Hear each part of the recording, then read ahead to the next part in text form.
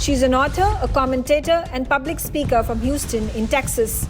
It's a process of discovery. So when we step out of India, then it becomes about who we are, what is our identity. Her latest book, Revisiting the Educational Heritage of India, is now launched. Everybody gets to know what Hinduism is about, and they don't create these false barriers between Hinduism and Hindutva. NewsX proudly presents the Baku Diaspora Dialogue with Sahana Singh. Hello and welcome. You're watching NewsX Baku. My name is Megha, and joining me on the broadcast is Sahana Singh, all the way from Houston in the United States of America. Sahana is an author, she's a commentator and a public speaker, and she is going to be launching her latest book. It's called Revisiting the Educational Heritage of India. That is going to be launched very soon in the coming days in the month of September. It's good to have you, Sahana, on the broadcast with us. Thank you. Thanks for calling me. Sahana, first things first, congratulations for penning yet another book. This time around, this is about the educational heritage of India. Your book is called Revisiting the Educational Heritage of India. Talk to us about this journey of conceptualizing this particular topic in your head and then going ahead and executing it. And now finally a finished product by way of a book. Thanks, Megha. So actually the first book was also about the educational heritage. So this is the second book. That's why I have called it Revisiting the Educational Heritage. So the journey of writing the book, if I go back, then it has to be about my interest in history itself, because it's a process of discovery. So when we step out of India, then it becomes about who we are, what is our identity when people ask us. And so we are constantly looking to know more about our own culture and our own civilization when we step out of our country. So that's how I was always keeping myself abreast of history, writings on history. And then when we moved to Singapore, of course, at that time, my daughter was small, so I was engaged in looking after her, and all this history probably took a little bit of a backseat. But when we moved to the US, that's when my daughter joined high school, and I was looking at her history books. And then I saw that the way India has been portrayed in the world history book is not at all positive. It was, first of all, very less about India, and then whatever was there was about the sati and the caste system and low status of women. And so I was completely shocked. And that's when I realized that maybe I should be writing some articles on history myself. At that stage, I didn't think I would ever write a book because I thought I'm not a qualified historian. I'm an engineer by qualification, and all the knowledge I've picked up is by reading books and all that. But then at some stage, I realized that I could actually communicate quite well and make it understandable to the lay persons, history, because historians typically use a different language, which is very hard to understand. So I'm more of a popular historian, you can say. So that's it. When I saw the misrepresentation of Indian history in my daughter's textbook, that pushed me to start writing about history. And then one thing led to the other, and I found myself very interested in the Guru Shishya Parampara and the fact that we Indians we place so much emphasis on education. It is just in our DNA that we have to try and get the highest possible degrees, and we will push our children to study hard. And the most important thing in life is to get a good education, to be highly educated. So when I started going back to see the story, why are we like this? That's when I stumbled upon some amazing things about our educational heritage, how knowledge has been passed from generation to generation, how the memory has been trained to remember all that, and then how it is so world embracing. It's not narrow at all. It is universal in its extent, this knowledge, and it's meant to be shared.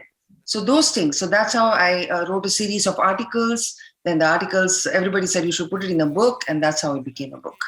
It's fascinating, your journey, your realization, having studied your child's books, textbooks, and then coming to the realization that the representation of Indian history, culture, heritage is minimal, and not just minimal, but also disproportionate, and bringing about false narrative towards India. And perhaps that's why the kind of questions and curiosities that the international community has vis-a-vis India, maybe even today, things seem to have changed now, perhaps over a decade or so. But we were at one point of time called the land of snake charmers and elephants. And perhaps that may have been the reason for the misrepresentation that India has or had very recently across the entire world. But that's fascinating. That's and inspirational as well. And I would definitely want to grab that book of yours. How long did it take for you to actually put it all together? The first book obviously was launched earlier in the few years, and now you're talking about the second book that is coming out. What was the duration of the research? How were you able to actually connect with a lot of other historians, scholars to put it out all together? Yes, so the first book just took about maybe 2 or 3 months to put together. That was a very small book. It was like an appetizer, or you could call it like a long essay, which gave the summary of the whole thing. And the second book, I started it during the lockdown, that is 2020, in the early part of 2020. And I think I took about 8 to 10 months to put it all together. So yeah, I mean, I used to spend a lot of time in libraries before the pandemic, getting all the information that I wanted, getting PDFs of books, scanning the books and so on. And after the pandemic, during the pandemic, the libraries were closed. So I had to buy a lot of books online.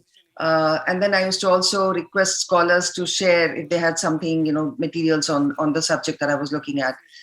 So eventually put it all together, but the hardest job was to make it a coherent narrative, because I didn't want it to be just facts and facts which will overpower the reader, and so it had to be a flowing narrative.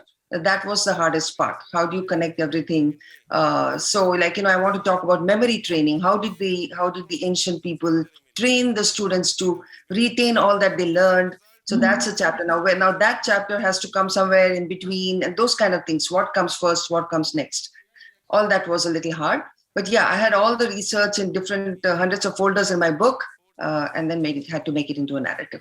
There has been quite a lot of noise that has been created, not just now, but previously as well. But keeping in mind, there are some events that are being launched, I think, September 10th to 12th, and that there is a lot of propaganda against Hindus, against Hindutva, and that's something that the forces within India and outside of it are also looking to tackle in a way to bring to light what is the positivity of Hindutva, and why this sort of miscommunication that is being, propaganda against India and Hinduism that is being spread worldwide. But and finally, before I let you go, Sahana, are there things that you would like to change for the minority Indian community living in the United States? I know the Indian community is by far the most knowledgeable, the most rich community in America, and they have a massive influence. But the other things that could further change for the betterment and the welfare of the Indians living in the United States? Yes, of course. I would like the Indians and the Hindus to be better understood, because they have all these misconceptions about swastika. What swastika means, they don't know that it is a very auspicious symbol for us. So if, suppose we put the swastika outside, they will think it's a Nazi symbol. So these are the things I would really like that in America, everybody gets to know what Hinduism is about, and they don't create these false barriers between Hinduism and Hindutva. Or they politicize it, and their hatred for the BJP gets translated into dislike for Hinduism or Hindu people.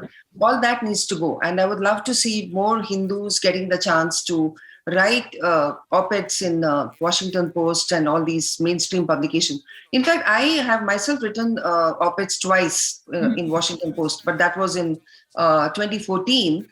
But nowadays, they are not accepting anymore. I mean, they don't, I think, want any more Hindus writing about their worldview, their perspective of the world. They are not taking that anymore. So I can see the biases that have crept into all the mainstream media and against Hindus. And I would like that to disappear completely. I mean, give us a chance to put forward our views. And also the textbooks here, they need to change.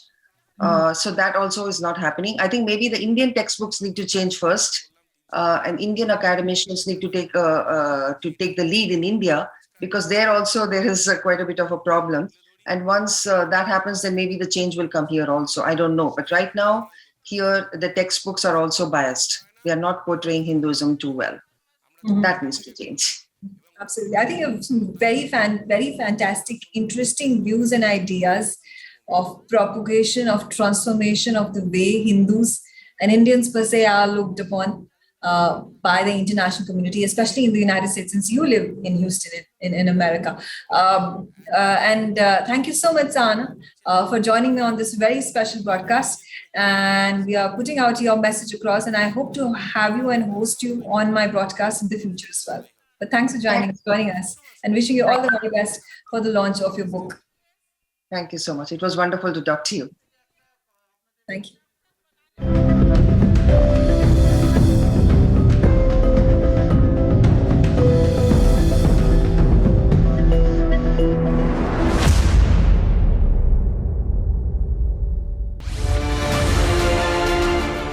NewsX ITV network have proudly launched the WAKU Diaspora Broadcasting Network.